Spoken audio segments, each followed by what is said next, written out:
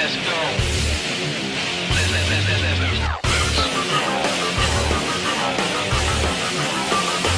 Let's go.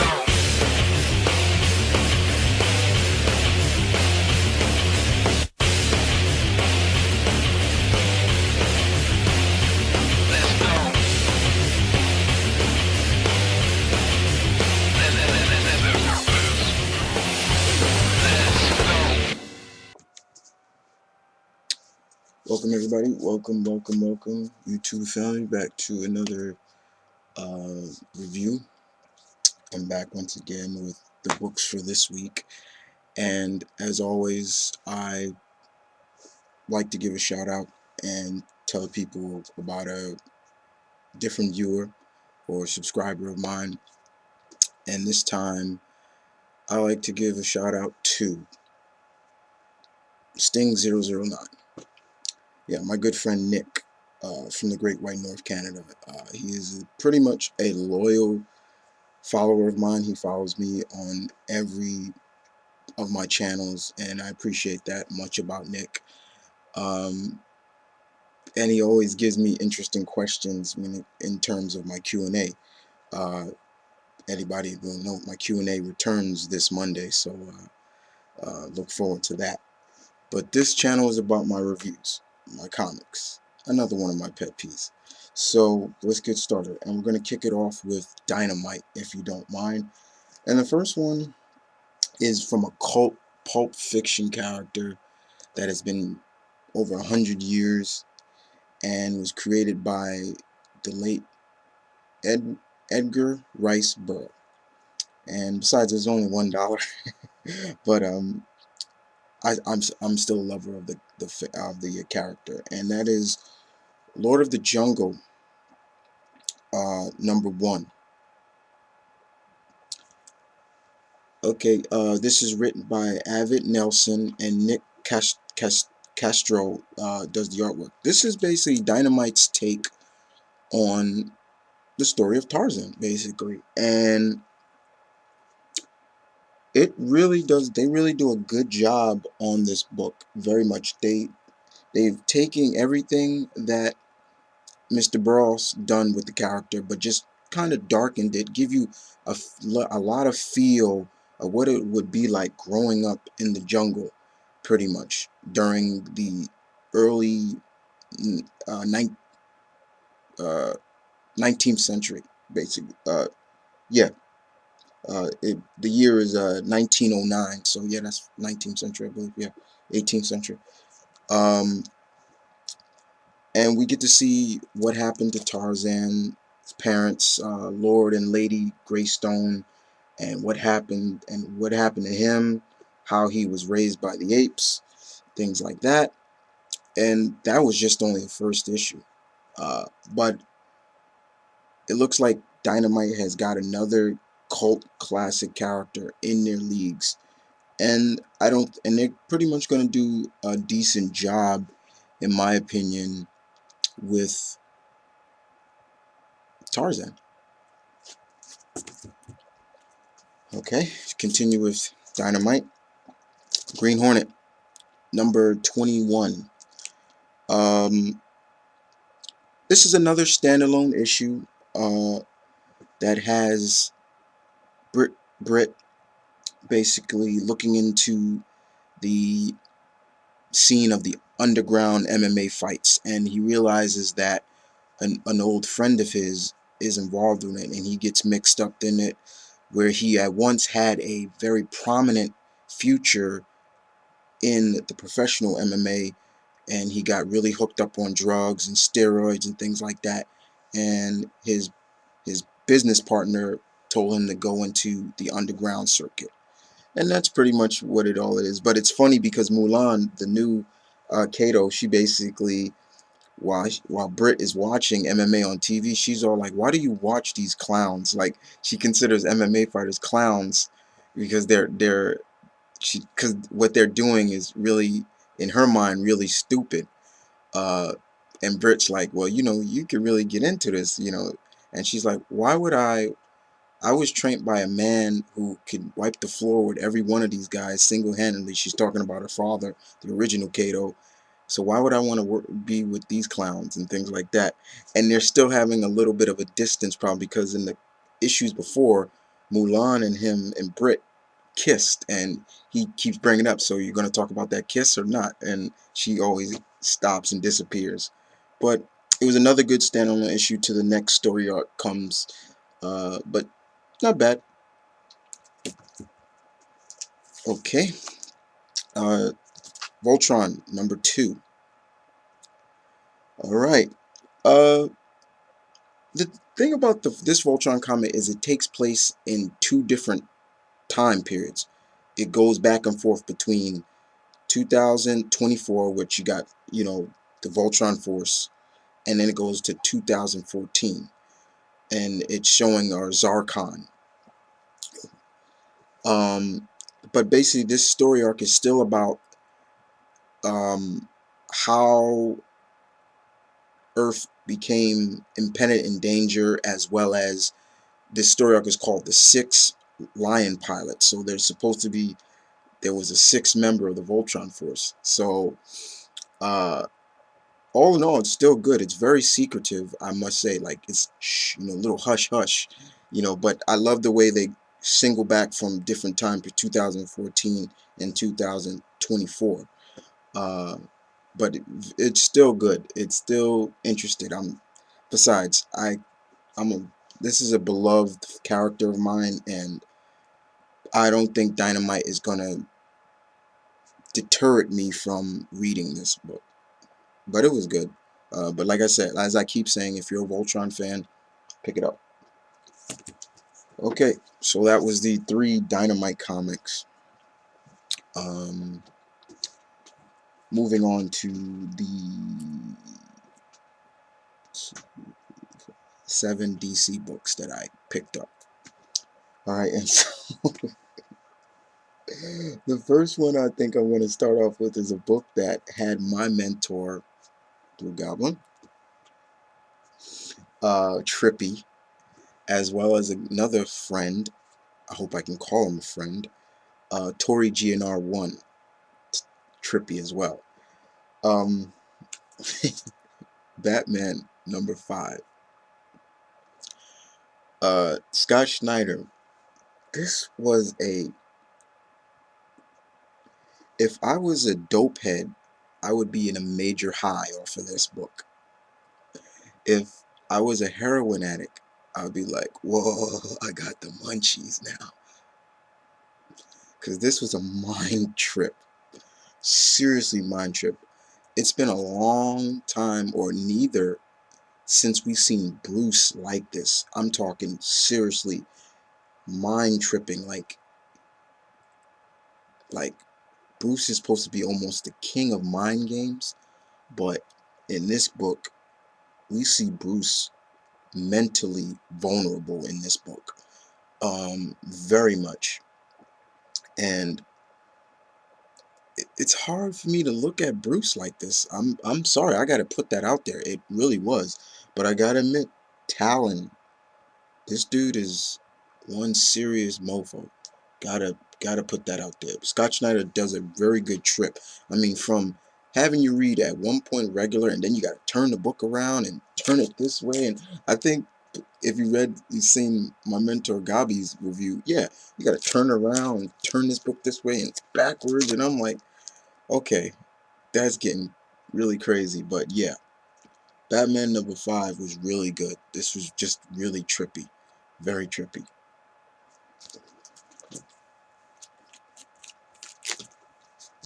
Birds of Prey #5. Dwayne Shazwansky. I hope I'm pronouncing his name right. David Finch art cover. That's a nice cover for David Finch. Um, the the the birds they're trying to figure out what the hell just happened. At one point they were in the base of operations of who they were looking for, and then they're gone. They're trying to figure out where Batgirl went. Everything. It gave them another mind trip book that really left them wondering, like, what happened. What's going on. And that's pretty much all this is. Basically, the girls trying to figure out what happened. Did they find the base? Did they find who they were looking for? All in all. Um, but we start to see that, but also I like to pinpoint in this book, we start to see that the girls are getting really close, getting tight. And I'm talking about not just Canary and uh, oh Jesus Christ, um, her partner. Uh, Forgive me with the names, guys. I'm a little trippy about that. But we start to see Canary and uh, Kitana get really close at one point, and the girls are starting to look at Poison Ivy as one of them, and we also see that there's something that Poison Ivy, there's a substitute of what Poison Ivy is doing too. Like, I'm not going to spoil too much, but there's something with Poison Ivy as well in this book. And I apologize for not remembering the other bird's name. I'm sorry, guys. How can I forget that name? But she's cool though. I like her. But it's still good. It's still good. Birds of Prey, number 5. Blue Beetle, number 5. Heroes Don't Kill. Yeah, talk about what Tony Bedard is doing the with Jaime and the Scarab armor. Kanja Da. I hope I'm pronouncing the Scarab's name right. Jaime's friend Paco found out who he really is, and in the last issue we saw the Scarab impale Paco through the heart, and this is where the book picks up. Jaime is telling the Scarab to heal him, and the Scarab saying, "I impaled his heart. There's nothing I can do." He basically, the mission comes first. He knew our identity. We had to, and it's like, whoa, like, you're like, whoa, the Scarab's doing that? Like, it's crazy. It has a little bit of a symbiote feel to it as well. And Jaime is telling the Scarab, do it, heal him. I'm not going to let him die. And the Scarab's like, negative, I'm not going to do it, things like that. And somehow Jaime is able to override that the protocol, that Scarab, and basically give him something, which I'm not going to spoil too much about. But that's pretty much what this book is mainly about. Jaime coming to grips of what the Scarab is and what it can do if people find out who they are, and also gives you a little bit more of the girl. Um, I'm forgetting the girl's name. That another one of his classmates, the aunt of, has found out as well, and what's her purpose in this as well, of trying to find the Scarab. But the ending is really what gets us, because something happens to Paco in this that basically is going to have Jaime have to deal with. And there, to me, it seems like there's going to be some not a good outcome to it. Blue Beetle, number 5. Green Lantern Corps, number 5. Enough is enough. But I'm not going to steal that line from Gabi. But yeah, God bless Owen. Peter Tomasi. Uh, Pretty much like Gabi said,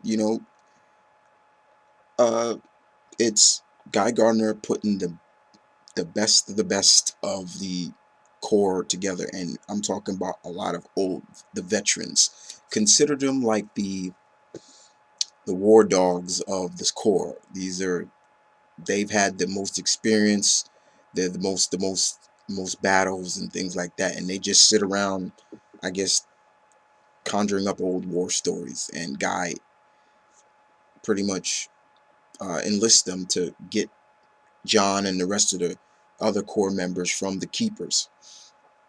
And that's pretty much all this book was, is just them getting ready to set up on a suicide mission in a way. Uh, but it was fine for what it is. But like I said, it's fine with what it is. Green Lantern Corps, number 5. Nightwing, number 5. Holy Monica. Okay, Kyle Higgins basically is still on the book. Nightwing is in New Orleans, and that's where the Haley Circus is now. And lo and behold, one of the crew members of the Haley Circus, Nightwing has to deal with. He's still on the league. He's trying to figure out who this Psycho is, and why did he kill Mr. Haley, and why is his Nick Dick himself on the list. Lo and behold, Nightwing in this book is fighting a demon that was summoned by someone, a past lover of a crew member of the Haley Circus, who's one of the clowns. And that's pretty much what this book is. Nightwing dealing with a demon. That is a badass cover though, seeing the demon pretty much chomp on Nightwing. But it didn't happen in the book though. But other than that, the big thing is we get to see who the man behind Psycho really is, and who is also involved in it. And I'm not gonna spoil that for you guys.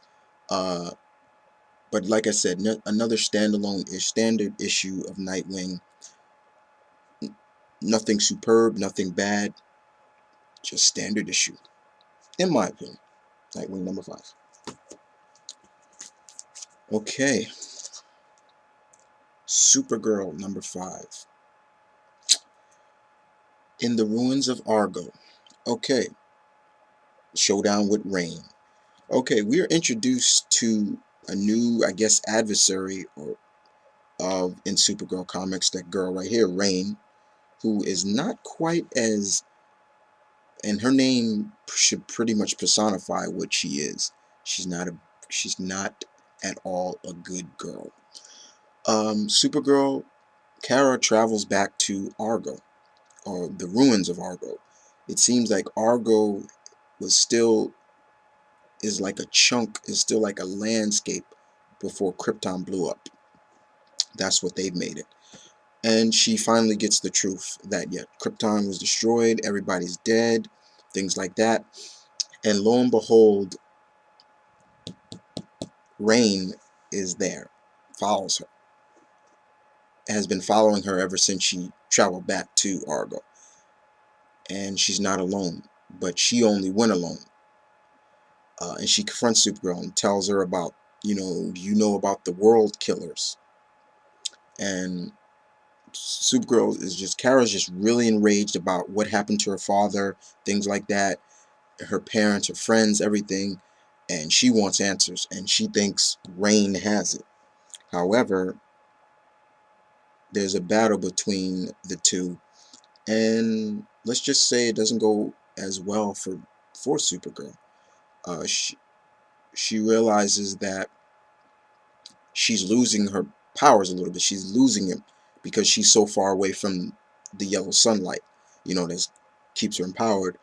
And Rain pretty much has her at her mercy, and she's basically like, do you want to know the truth about the planet killers? You know why I asked you? Basically, I'm gonna spoil this, guys, for you. She's one of them, and there's more of them, and she's on her way back to Earth to conquer and pillage, basically what she was made to do. So yeah, not bad. Gotta give him credit. Rain, I gotta admit, she looked badass in this book. I mean, she had this badass hook blade, as you can see here, even though Supergirl broke it. But she was able to take Supergirl pretty much not out, but just take her. Gotta give her that. Okay, let's continue with the ladies. Wonder Woman number 5. And may I just say, DC, this will always be the DC logo I like. I hate the new logo that I saw, and I hate what it's going to look like. It looks like you remember from classic cartoons, remember that company Deke? That's what it looks like. And that's what the new logo of the DC Comics is gonna look like. It looks so disgusting. And end that. Okay, let me just end it with that. So Wonder Woman #5, Brian Azzarello. The downside of this book is this is nothing but a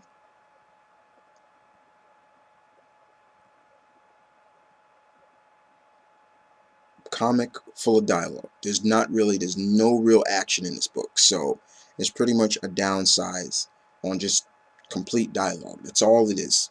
All dialogue. And it Wonder Woman, Diana, Hermes, and uh, I forget her, Joni, I believe that's her name, the pregnant woman, her aunt, basically, she finds out is her aunt, are back in London, and the only thing that pretty much decent happened is that Diana pretty much talks to her uncle Poseidon, basically. Yes, gotta put that out there. Yeah, her uncle, and that's all it is. Pretty much, Poseidon comes and she comes. Poseidon talks about. They talk about that Hades is. I mean, not Hades. Zeus is gone, and he was a bastard. And then this is Poseidon talking about his own brother. He's a bastard, and since he's not on the throne anymore, somebody else can usurp it. Um, and that's pretty much all it is. It's just pretty much who's gonna take over the throne now of Olympus, and that's all it is. Like I said, just it's a bit on a dialogue. This book is pretty much like I would say this is 28, 30 plus pages of dialogue, maybe a little, like maybe 10% of action, so to speak, in it. Don't let the cover fool you. It's not Diana fighting Poseidon at all. Wonder Woman #5. Just on the dialogue side, guys. All right, move on to Marvel. Amazing Spider-Man 678. New York destroyed. If it's destroyed, then why am I still here? um, Dan Slott returns on the book. Harold Ramis. Yeah. Um, it was good to see, like Gabi said, it was really good to see Peter walk through the streets of New York and talk to, you know, help people out. He's like, oh, if you go this way, if you're trying to look for the fire station, just go this way. If you see the East River, that means you went past it and stuff like that. Just showing what a true New Yorker he really is. I thought that was really good. Um, it seems that one of his colleagues basically created a doorway to tomorrow. Basically, it gives you a sense of a future, like tomorrow, what's going to happen tomorrow. And Peter gets to see what happens tomorrow, and it's not good. So it's up to Peter to figure out what the hell just happened. How did this happen? Um, and we also get a little bit of Julia Carpenter, the new Madam Web, out of her traditional red glasses and her red trench coat and things like that. And Peter even goes and he's like, "Hey, why are you not in your Madam Web getup?" Like, and she's like, "My daughter's sick. She has the flu, so she's staying home from school." And I'm like, and things like that. And she starts to tease about it, like, "I don't just wear that every day." And he's like, "I'm sorry." Yeah, I thought that was funny too. But that's pretty much all it is just Peter trying to figure out what the hell is going on and the time he has to do it in. And it's a two-part story, and we got to see what happens in the next issue. But it was good, nonetheless. Still good. Um, Still good. The world's most. This time it says the world's worst superhero. Uh, but kill that crap. Kill that, Marvel. Kill that. All right, next up, Zeb Wells, Jomo. Avenging Spider-Man #3. This is the final story arc, final issue of the uh, team up between him and Red Hulk down in Subterranea. Uh, Peter, the Hulk is down, and we think he's dead, but takes more than a knife through the chest to kill a Hulk, right? Anyway, it's Peter versus the the guy that basically stabbed the Hulk. And let's just say Peter does it for all the reasons to protect the Moloids. You know, he's trying to protect them, and um, Peter does his best to fight this guy, and he knows that this guy could be stronger than him, and but he gives it all, no matter what. He gives it his all, and he defeats him not by physically, but I could say mentally. It's kind of funny how he defeats him. I'm not gonna spoil how he defeats him, but all in all, he's able to save the Moloids and Mole Man, and there's a truce now between these people and the Moloids and the Mole Man. Uh, and when it's kind of funny because at the end, you know, they're all like, you know, well, all well it ends well, you know, but you know, it's still just a good team up book. I like to call it Spider-Man Brave and the Bold, pretty much. Let's put it like that. Um, having like I said, I need a good team up book, and if this is what it is, good. But it was none the best good. The next issue is gonna have him and Hawkeye.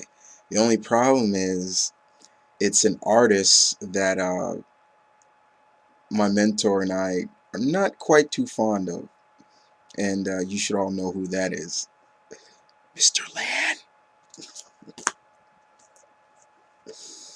All right, next up, uh, Avengers 21, badass cover, Storm looking bold and beautiful as ever. Norman Hammer has put their operation in play.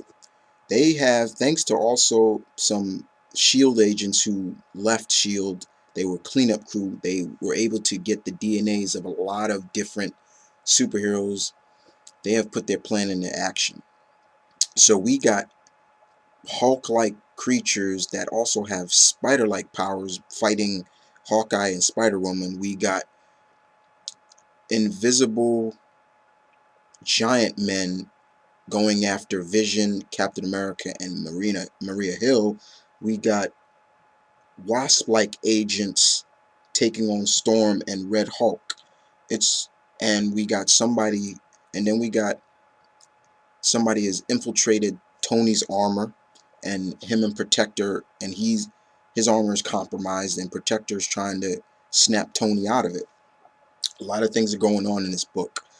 And they just keep saying Hail Hammer, Hail Hammer, Hail Hammer, you know, and that's pretty much what this book is about. Like, the team needs to really focus, and I gotta, as much as it pains me, I don't say it pains me, but I gotta give Norman credit on this.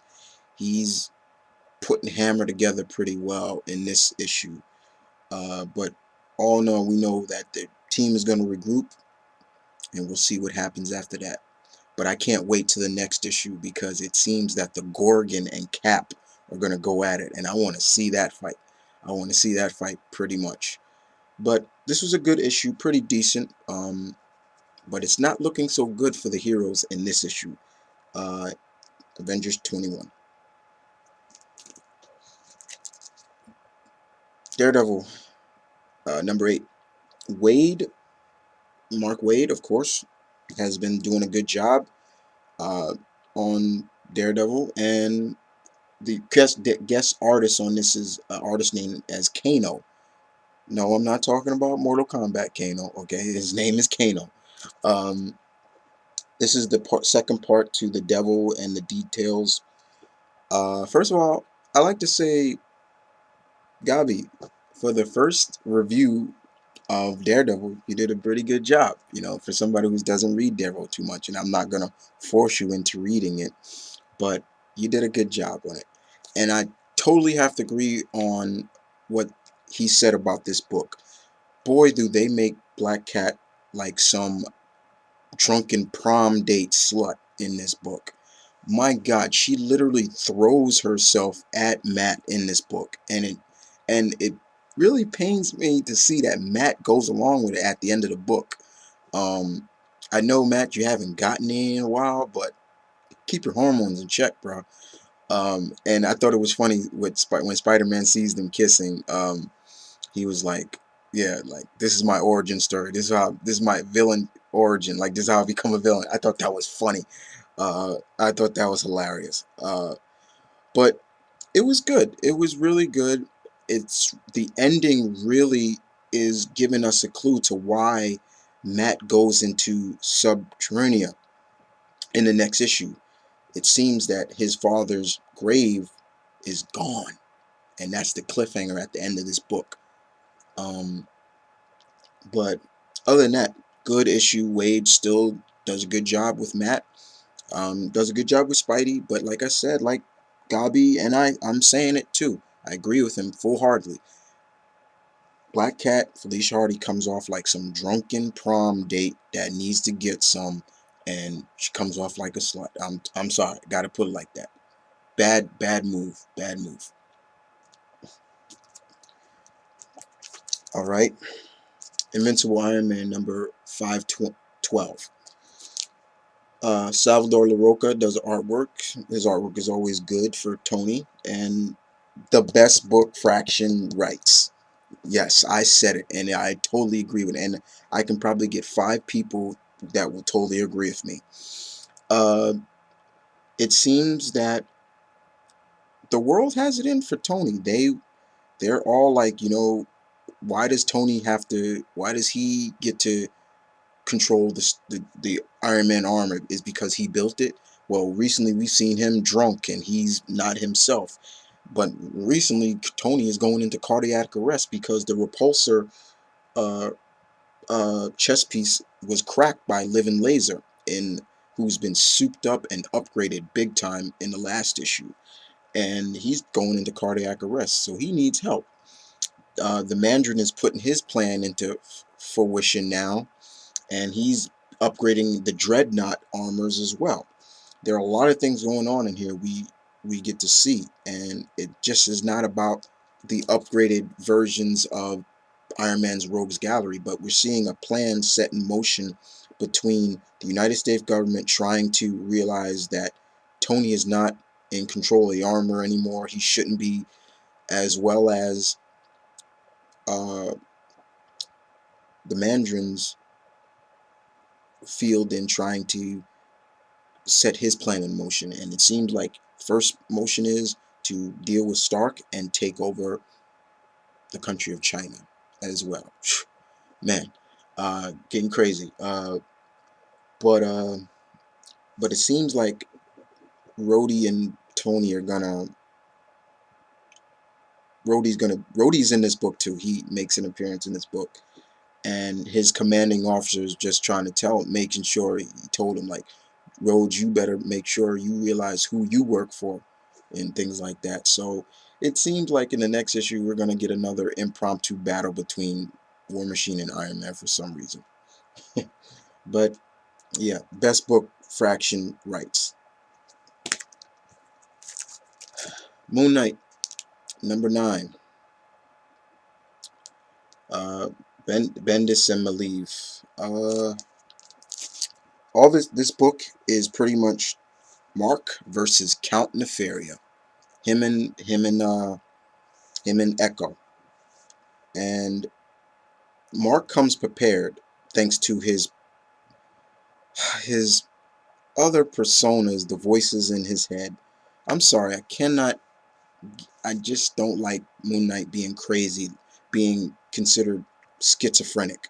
Sorry. But that's Bendis for you. He likes making people crazy. He likes crazy characters.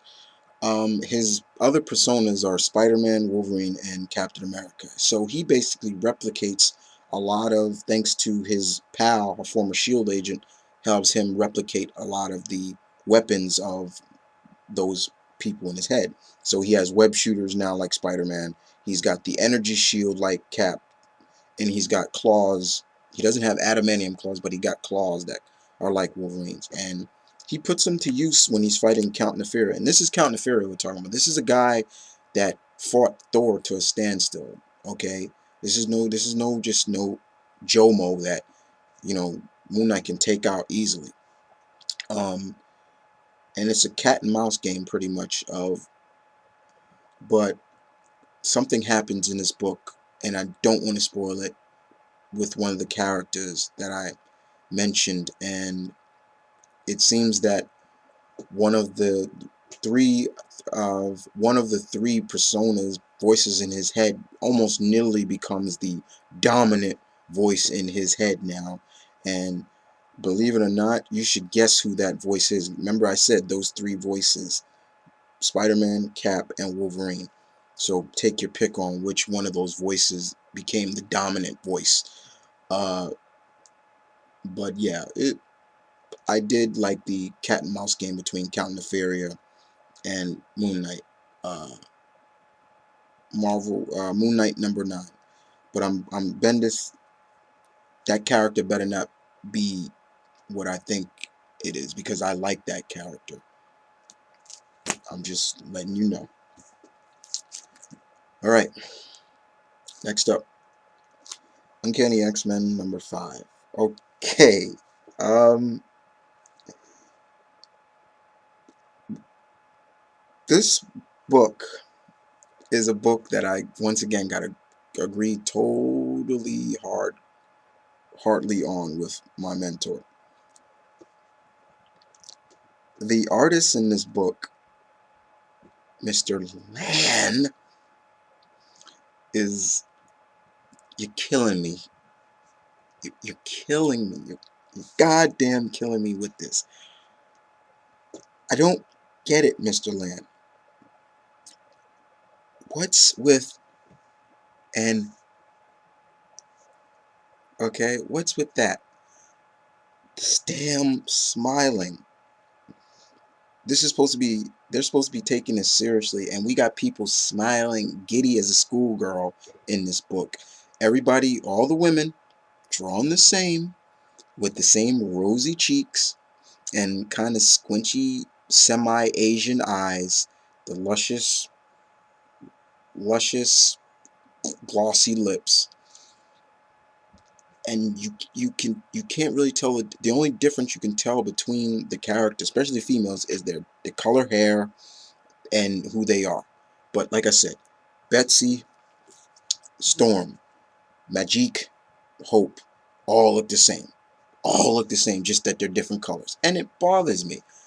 But other than that, this issue focuses more on the outcome of it, of kind of ramifications would happen in Uncanny X-Force #14 in this book. And we get to see that in this. So the team pairs up into twos, so it was really good to see Psylocke on the team. She, even in the beginning, she even says something that really was, I had to laugh at. I thought was funny. Since Emma is kind of, you know, sick bay for now, for her the damages she suffered in the last couple of issues. They need a psychic. So of course, who better to get Psylocke? She's a psychic, right? And Cyclops even says, like, I know you're exhausted, you're tired, and she's like, I can manage. You know, I can understand. I don't know how Logan does it, like how he does it, like being on so many different teams. And I thought that was funny. But another issue that's leading into two parts is good, but Lan, Lan, dude, stop that. Stop it. Like, come on. Seriously, stop that. Uh, Ultimate Comics All New Spider-Man #6. Okay. Miles. That's a cool cover, though. Miles has his new costume, and I gotta say, the costume looks great. He's got a new set on life. He realizes now he is the new Spider-Man. And we see him in action take on a couple of persons, and you know, he's new to this. So unfortunately, yeah, these little lightweights get a little few love taps on him, but he's able to deal with them afterwards. He also comes to realize what happened in last issue about his father. His father and his uncle Aaron weren't always good. They were on the wrong side of the law at first, but his father gave up that life. But his uncle Aaron is the is didn't give up that life. He's still a burglar and things like that. That calls himself the Prowler. Yes, and he comes to realize that from his mom and everything. Him and his mom talk about it, and he realizes that he hopes that doesn't happen to him, that he becomes that way. Uh, in the meantime, his friend Ganki, basically, I think I'm saying his name, basically tells him that, you were on TV, everything like that, and he's like, really, and things like that, and um, he realizes that you need training. He's like, so he says you need to study Peter Parker, study him, let him be your Mr. Miyagi in a way. But what I didn't like is what they said is, but you got to be better than him so you don't end up like him, dead. And I thought that was like, that's a low blow right there. That wasn't called for. That was like Bendis. That was low, you know. Um, but in the meantime, other than that, Betty Brant basically filmed uh, Miles helping stop the purse muggers, purse snatchers, and sends it to J. Jonah Jameson saying, yeah, there's a new Spider-Man now. Now I'm getting back my job and things like that. But that's pretty much what this is. Ben Miles coming to terms of his uncle, him with this new life of being Spider-Man and things like that. Yes, him knowing that he needs training and things like that, but another good standard issue. And last but not least, man, Mr. Remender, my hat's off to you, bro. Venom number 12. 24 years of Venom. Yeah, 24 years of Venom. Wow, Venom's 24. Um, wow, what you are doing with Flash is just unbelievable, incredible. Man, do we get some action-packed scenes in this book. This is pretty much nothing but action-packed between Venom and Jack-O-Lantern. And I want to spoil the other person in here, but I don't. But what I will tell you is, man, Flash loses control of the symbiote for a short time, and that the symbiote goes buck wild. Okay, but it was good stuff, and the ending really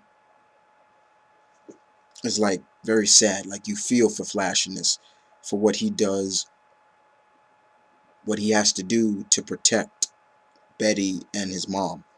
You had to give him credit for that. Um, but I can't wait to the next issue, that 6-part story arc that I talk about on my channel, my other channel, my main channel. There's an event coming, a 6-part Venom event that's going to be just in this book, titled The Circle of Four. And not only will it guest star Red Hulk, the female Ghost Rider, and X-23, but it's a 6-part story arc. Starting in the next issue. Mick Remender does a good job on this book. Don't want to spoil too much. Good job. 24 years of Venom. Good stuff. Alright guys, so that's all I have for this week. As always, thank you for listening. Hope you enjoyed it. And as always, this is my Verdant Kid saying peace, one love, stay tuned. As always, keep subscribing, follow me, whatever. Just stay tuned. Peace.